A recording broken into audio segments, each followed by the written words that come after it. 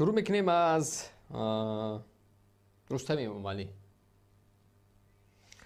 چند روز پیش خبرهای بسیار جالب روی اکران برآمد که خب برای پیشنهاد رستم امومعلی، یعنی دستگیری کردن با پیشنهاد او، هزارها نفر در میدانها برآمدند و از او دفاع کردند. عجیب که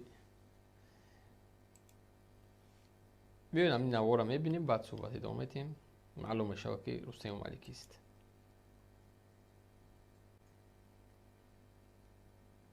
صداش بلند.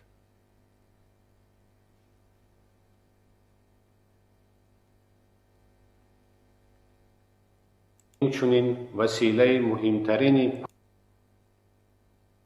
مسلم است که ورزش در حیات انسانیت از جمله بهترین راه‌های بهداشت سلامتی و پیشبرد چشمکات نگیر دادر که گم میکنی، فراموش میکنی، همه را رسوا میکنی. این یک نصیحت و وصیت برادرانه.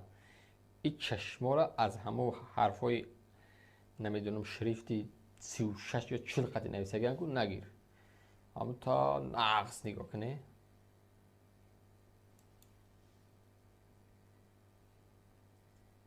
ترین پیوند خلق و ملت‌های گوناگون به شمار می‌رود.